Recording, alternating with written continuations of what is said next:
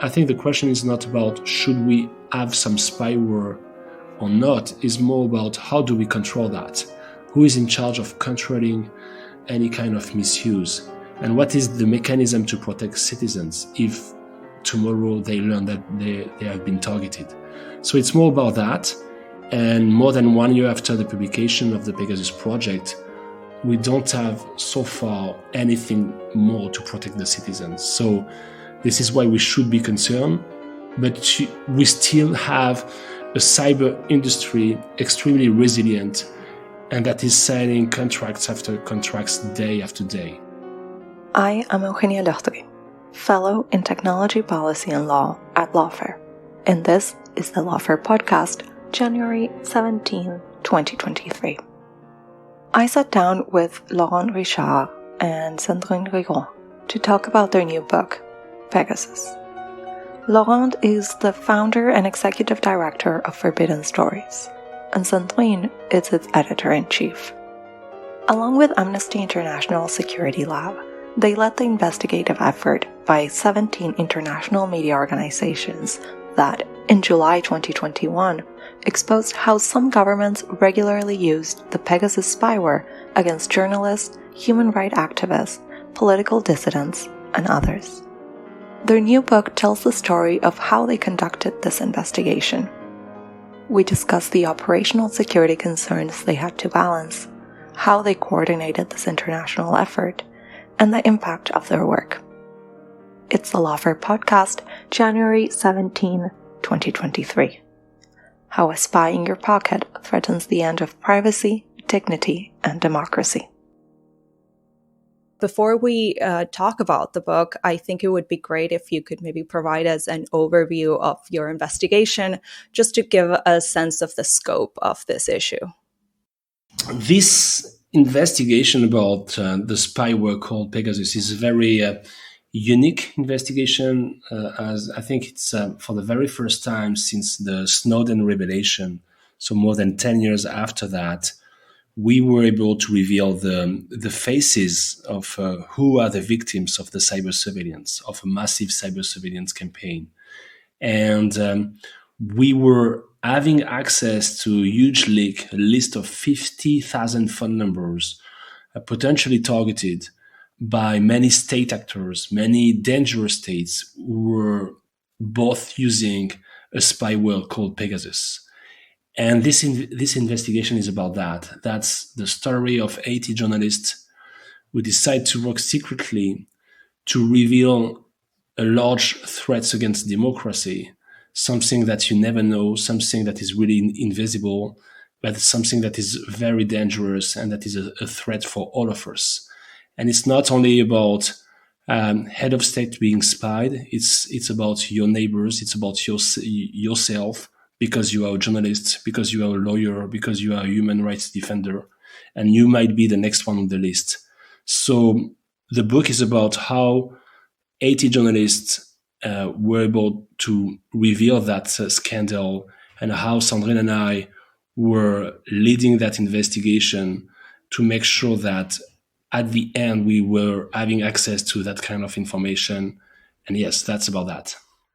And just a quick reminder, so the Pegasus project was published in July 2021. It's an international investigative project coordinated by Forbidden Stories here in Paris with the technical help of Amnesty International Security Lab. And it's important to insist on that because they have been central in the process in setting up the security protocol, but also in helping us finding traces of Pegasus spyware in phones. And this was really critical for the investigation. And we did that project. We worked on that project, as Laurent said, with 80 journalists from 16 media organizations around the world. And we all revealed at the same time the scope of that surveillance system that was possible thanks to Pegasus spyware that is sold by the Israeli company NSO. Pegasus is quite a sophisticated tool, and it can kind of be hard to explain. So could you tell us, what is Pegasus? How does it work? What does it do? What did you find during this investigation about that? Pegasus is a spyware sold by a company, the NSO group, that is based in Israel. And that's a spyware that is extremely advanced. That means with that kind of spyware, you can take entirely the control of the device of your target. You can activate the camera, you can activate the microphone, you can read the encrypted messages the person is receiving or is sending to another person. Pegasus is basically like a person over your shoulder who can watch what you are watching, who can read what you are reading, and it's even if it's encrypted. So it's a spyware that has been designed, conceived by NSO Group, who is working with a lot of former military people. And it's considered as a military weapon. It's classified as a military weapon. To export and to sell Pegasus, you need a license delivered by the Ministry of Defense of Israel. And this is what NSO is doing. So they are selling a spyware which is a military weapon. And what we were able to discover during the Pegasus project, that this military weapon, that spyware, were used massively against civilians. And another thing specific about Pegasus, so Pegasus is designed to take control of smartphones and using zero-click attacks, which means that if you're targeted and you don't see anything, you don't have to click on a message to be infected or hacked. It's almost totally invisible. So the victim doesn't even realize that he's being spied on or that something suspicious is happening on its phone. And in your book, you talk about some of the devices suffering several infections, right? So this was continuous. Is that correct? Yes, because if you're infected but you switch off your phone, Pegasus will be automatically disinstalled from the phone. So the attacker needs to reinfect your phone, which means that you can be reinfected as many times as they want. So, and this is very important. We've been, for example, analyzing the phone of Khadija Ismailova, sorry. So just, we've been analyzing the phone of this journalist from Azerbaijan who's been targeted dozens of times with Pegasus, and we see those traces in her phones thanks to Amnesty International Security Lab method that help us doing that. So in your book, you talk about the clear seduction of a tool like Pegasus and how having it available can become really tempting. So Laurent, you talked about some of the existing controls over who can buy the tool. You talked about the Israeli Ministry of Defense regulations. How have those fared? Can you maybe explain those in a bit more detail? What does the process for acquiring a tool like this one looks like? Yeah, so there is two stories or two ways to answer that. There is the official narrative of NSO and there is the reality.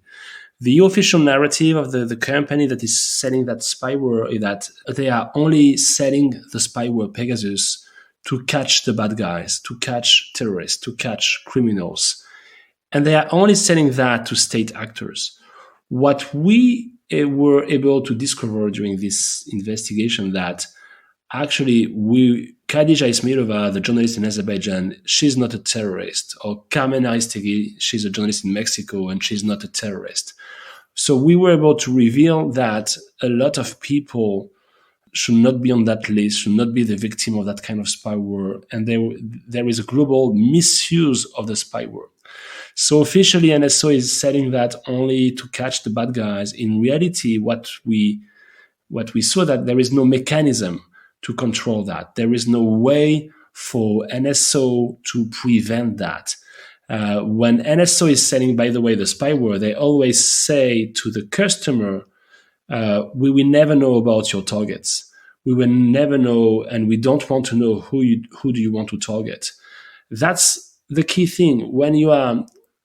If you are selling a weapon, M16 or any kind of military weapon to someone, and you tell the person, I don't care about who you want to kill, it's an issue because there is still a question of responsibility, accountability, regulation. And this is where we are now with that cyber industry, with the lack of regulation, where you have a private company who is selling some surveillance system to state actors, and there is no mechanism to verify and to double check how this spyware is used against the people or for what kind of purposes it's used. So this is why it's very concerning for all of us and why we should be very worried about that, because there is nothing to protect the citizens. As a citizen, you don't know that you are the target because it's an invisible attack. It's what we call a zero-click infection. You are infected, you are trapped, and you don't know that. And even if you know that, what will you do with that? Will you be able to will you be able to sue the company NSO Group in Israel? Maybe you will lose at the end. Will you try to sue the company, Apple or another company who was selling you the device you were targeted through? I'm not sure you're going to win. Or will you try to sue the government, the country, who is the customer of NSO and was using the spyware against you? And of course, this country will always deny using NSO. So there are a lot of victims there, and there is no mechanism to help the victim in seeking justice. So this is why we need urgently some regulation about that. Otherwise, we will have hundreds of Pegasus running over millions of devices in the next few years. So yeah, this is how it works for now. So NSO is supposed to be limited to licensing tools like this to government agencies. But in your book, you do talk about a line of investigation that proved that a private company in Mexico was using Pegasus. Yeah, no, the thing is, not specifically about Urian's backer, but about the company NSO and how they are subcontracting and contracting with other companies based in Europe, based in Central America, in South America. They're building businesses based on local partnership. When you are in Mexico, if you want to reach out to the Mexican market, you need to have a local partner on that. You need to have a local agent for that, because you will have to sign a contract with a national entity, a national organism. So you need to be incorporated with a local Mexican entity. And this is how NSO, but also other companies in the same kind of industry were acting. The thing is that is the lack of transparency behind that and accountability. And I think that's also what the PEGA committee, the Commission of Investigation at the European Parliament is working about, is how to control the subcontractors and the contractors of those cyber intelligence companies. Now, I know your book is focused on Pegasus, your investigation focused on Pegasus, but this is not the only tool, right? And NSO is not the only company that offers this kind of surveillance services. Maybe you could give us a sense of what the market itself looks like. What are some of the incentives and the interests at play? Yeah, of course. I mean, we are in the book. There are large parts of the book dedicated to the market. It's a market we have started investigating years ago when we worked on the cartel project as Forbidden Stories, and we actually discovered that even before 2015 and Hacking Team Leak, there were spying tools often used on computers, by the way, and not smartphone at the time, that were already being used by governments to target not only terrorists or criminals, but also journalists. So, I mean, this has been the case for years. What is different with NSO is that NSO is probably the first company that focused exclusively on smartphones, which was quite a bold decision to take at the time. And this is also what probably explains the technology expertise and the advance NSO has on other companies.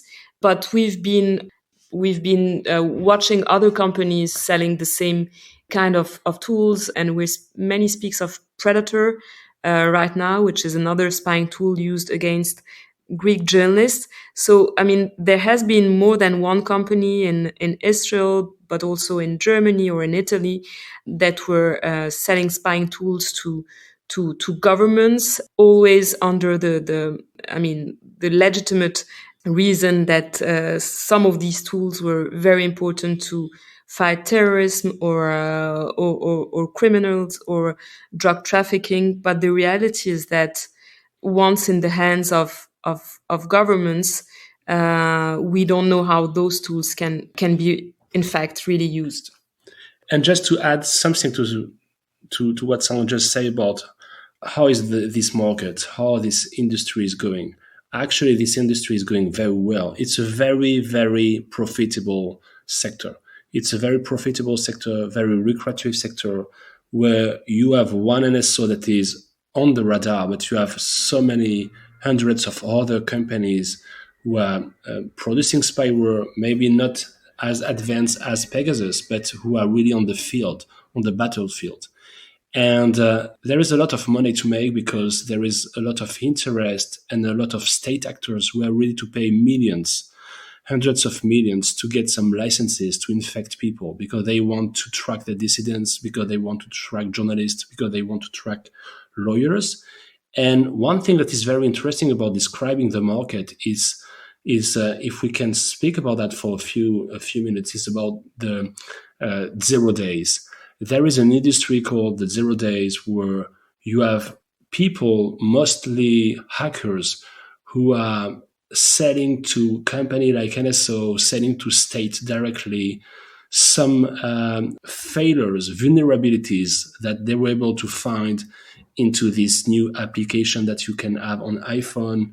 If they find one vulnerabilities on an iOS system, on a Mac, on a cellular system, on any kind of new application on WhatsApp or other things, they can sell that for $1.5 million. And so if you are a hacker that's spending your time identifying 0 days, exploits, vulnerabilities, to resell that to brokers or to sell that to NSO, to sell that to some state intelligence services, that could be very profitable. And so the NSO company has other ones in that kind of businesses where you have very few regulation, very few law, no regulation, very difficult for journalists to investigate, very few traces of infections, and a lot of money to make. So this is why in our book we explain that it's a big risk for democracy. But actually, even if NSO is now on the radar, we shed the light on that company, and maybe this company will vanish, will disappear because of this reputation crisis they are facing now. I'm sure we will have many other NSO, many other companies who are already in the field and who are selling the same kind of spyware to the same kind of states who will do the same kind of human rights violation by tracking the people they should not track. So now that we have kind of an overview of Pegasus and NSO, Sandrine, I would really like to turn to you and discuss one of the things that I found really fascinating about the book, which is the detailed explanation of how an investigation at this scale was conducted. A big part of this was coordinating with partners. You had to operate in secret. Can you kind of walk us through how you went about it? Yes, of course. As Laurent said, the starting point of that investigation is that list of 50,000 phone numbers that we got access to with Amnesty International. So basically, we had in our hands a list of phone numbers that were potentially targeted with Pegasus, but we didn't know who was behind those numbers, who the numbers belonged to, and we didn't know for sure that the phone had been infected. So this required a huge amount of work, and we very quickly realized that we couldn't do that on our own, even with the help of Amnesty International Security Lab. And we have, as Forbidden Stories founder, director, and editor-in-chief, an experience in coordinating collaborative projects. This is what Forbidden Stories is about. We are consortium of journalists that pursue the work of threatened journalists, and we're doing that as a collaborative force. So we already had partners we were working with, we were trusting, and the challenge of that investigation was reaching out to partners, creating that consortium, that big collaboration force task, without raising too many alarms, because we were investigating basically a spying tool, and we knew that we could be also targeted ourselves while investigating that. So we had to be very cautious in the way we approach our partners, in the way we briefed them, in the way we communicated on the investigation. And this was even made more complicated because it happened at the time of the worst of the COVID crisis. So it was very difficult to travel. It was very difficult to see people in person. And we had to be very creative, to convince people that we really needed to see them, to convince to buy them new devices so we could communicate easily. And this was probably the first big challenge we had to face to make that work. Yeah, in the book, you have really fascinating descriptions of how you had to conduct remote forensics on some of the phones.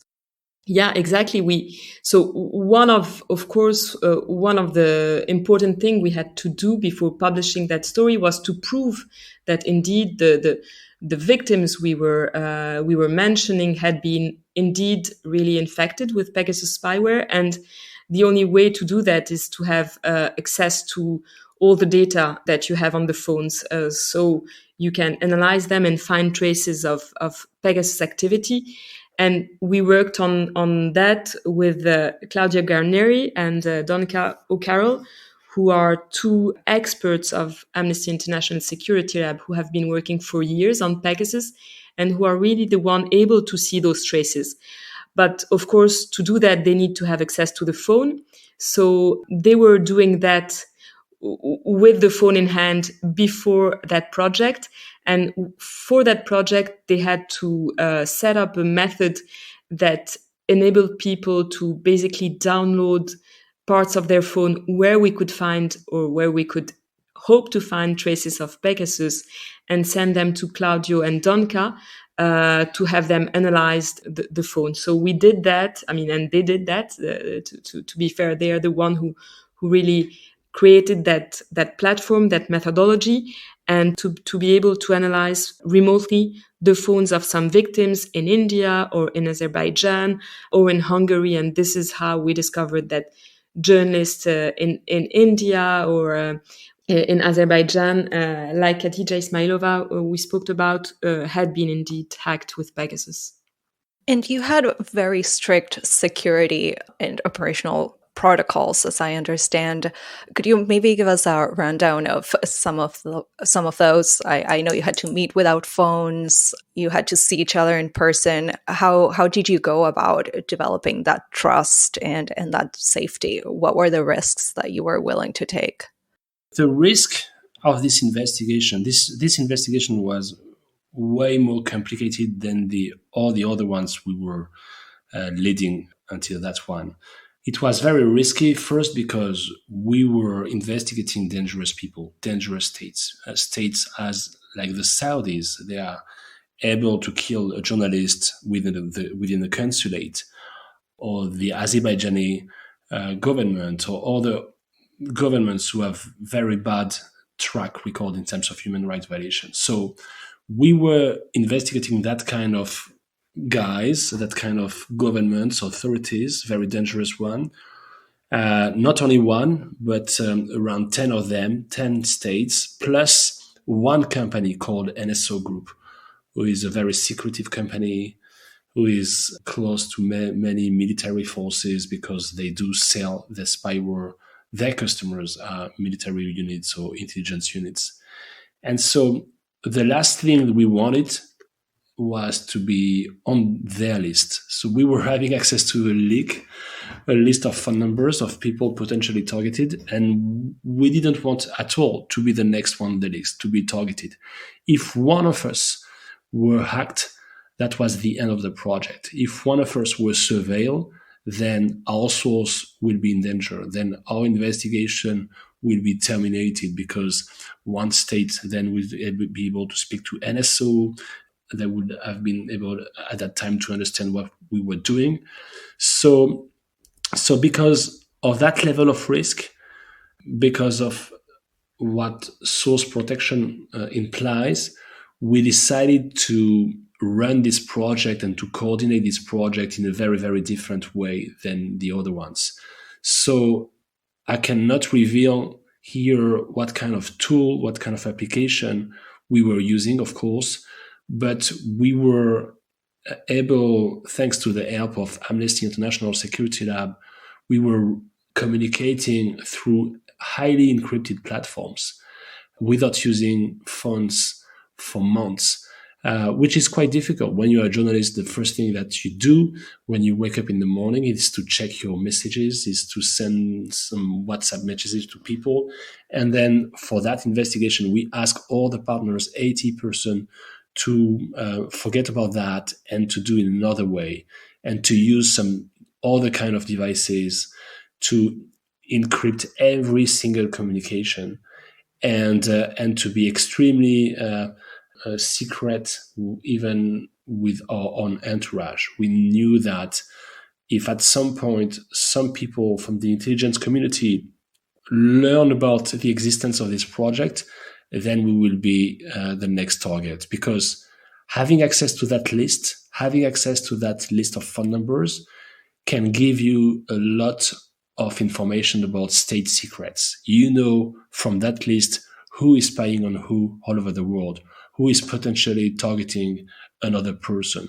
So you have the phone numbers of many persons of interest, and so many state secrets, many you can see the tension from another country to another country, between two countries. So that list is extremely valuable for intelligence services, and we wanted to protect that. We didn't want to be hacked. We didn't want to have someone coming from the window into the offices of forbidden stories, or we didn't want to have our source in danger. So because of all of that, we had to take some extreme measure to communicate over all the platforms that we cannot reveal here, to make sure we can run the project. So after your investigation came out, there's certainly been a lot of attention paid to the issue.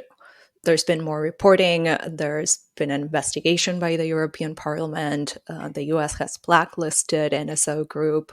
What do you make of these efforts? Are they a step in the right direction? Are they effective enough? I think that, yes, the thing is, with the Pegasus project and with the publication of our 80 partners, 80 journalists, we show and we explain to the world that there is no regulation, a lot of victims, and nobody is building any mechanism to protect us, to protect all the victims. And so it's a Wild West. So right after the publication, we were having many protests in India. We were having the US authorities deciding about blacklisting NSO, making sure that not a single American entity can contract with the NSO group. We were having many decisions in France or in Europe to create some Pegasus committee investigation within the European Parliament, to make dozens of hearings from NSO people to the victims, from politicians to industry players. But at the end, what do we have today? There is no more regulation. There is no more transparency from states. I think one thing that made a lot of difference is how the company Apple decided to react after that. And that's a very good sign for the future, I think. You have a company that has a lot of money, of course, who is now notifying any single victims they are able to monitor. When they suspect NSO to attack some of their customers, basically someone who bought an iPhone before, who is an iPhone owner, they will notify the victim, and they will tell the victim that we suspect that you have been attacked by a state actors. And Apple is not only notifying people, notifying potential victims. They they decided to sue the NSO group as well. So that's, I think, one of the answers to protect or to invent or to protect at least the citizens can come from the Silicon Valley, where you have a lot of money, so you have a lot of power, and you have a lot of people who can make a difference. Then it's really up to governments in the US, in the European Union to build some regulation. But the key question here is, what kind of regulation do we want? What is the problem? Do we want to ban any kind of spyware? I think that we need to have some spyware, or we need to have our authorities using spyware when they can catch a terrorist with that. That's a good news, of course, when they can catch criminals, of course. I think the question is not about should we have some spyware or not, is more about how do we control that? Who is in charge of controlling any kind of misuse? And what is the mechanism to protect citizens if tomorrow they learn that they have been targeted? So it's more about that. And more than 1 year after the publication of the Pegasus project, we don't have so far anything more to protect the citizens. So this is why we should be concerned. But we still have a cyber industry extremely resilient, and that is signing contracts after contracts day after day. And I think what the Pegasus project changed is really permitting and allowing public opinion to have that conversation about spying tools and specifically that spyware. There had been some revelations on Pegasus before the Pegasus project, but they were always very limited and never triggered that sort of attention. But I think given the scope of our revelation, the Pegasus project was really able to prove that this was not only a specific case of misuse in a specific country, but something very general and systemic. And this is why I think this global conversation was made possible. So this industry response to the investigation, is this a step towards something that you touch upon in your book, which is the democratization of security tools? There's some very interesting insights about how to make kind of these sort of tools that would allow you to better protect yourself or to be informed, how to make those more easily available or to make people more informed about how to protect themselves.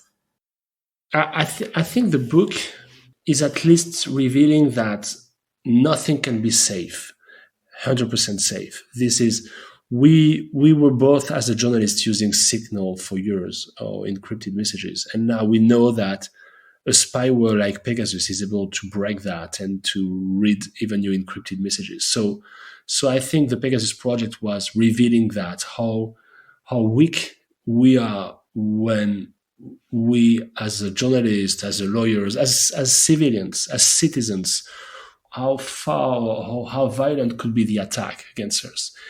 And that attack is run by a military weapon, with a military weapon, Pegasus. So now I think, of course, there are some solutions like using VPN, having 2 or 3 kind of phones, different phones, or not using a SIM card, or encrypted as much as you can, everything. But it's a cat and mouse game. There is the solution that we will use today will be really we need an update in 1 year from now. So yeah, I think it's talking about protection. The thing is more about how it's first about recognizing how weak we are when we're talking about the spyware and the threats caused by that kind of spyware. And so considering that when you are a journalist, you want to protect your sources. And so if you want to protect your sources, you need to communicate with them in the safest way you can. So meet them in person, making sure that you're not talking with them through with a device that is having a SIM card with a phone number inside, so you cannot be targeted by that kind of spyware.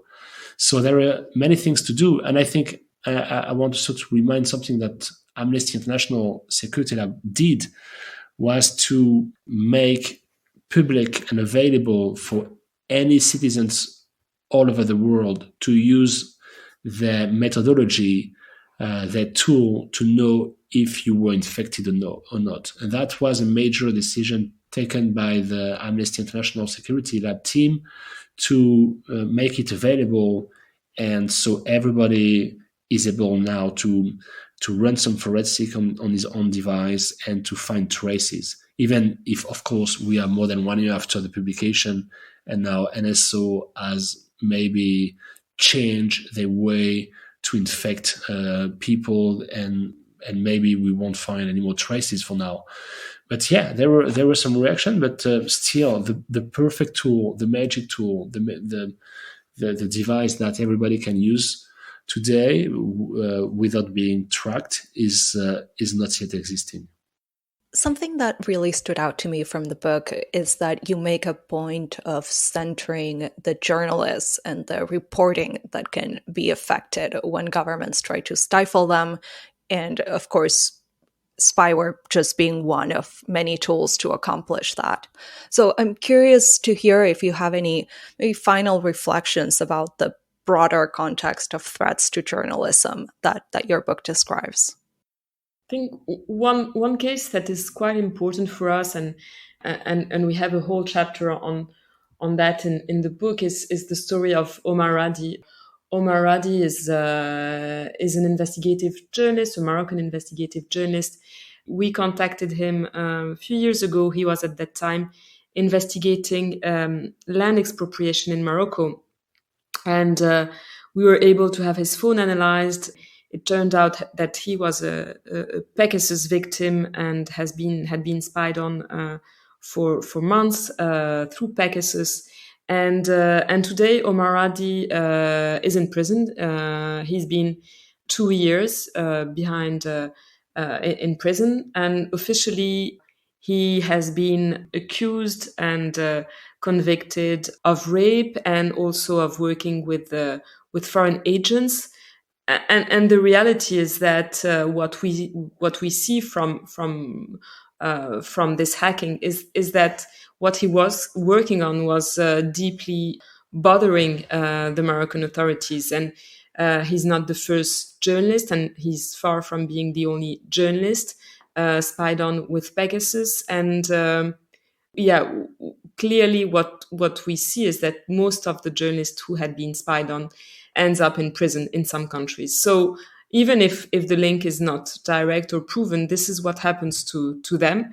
And this is what happens to many journalists who are jailed or threatened everywhere in the world. There is a case of a journalist called Cecilio Pineda in Mexico who had been killed a few years ago, and whom we discovered had been at least potentially targeted a few weeks before being killed. So, of course, we were not able to get access to his phone and have the phone analyzed to confirm that his phone had been infected.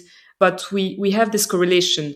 He was potentially targeted with Pegasus, and in a few weeks later, he was assassinated. So, I mean, this is what happens, and the spying tools are just one additional tool used in authoritarian regimes to threaten, to pressurize journalists who are just doing their work, or human rights lawyers, or political activists.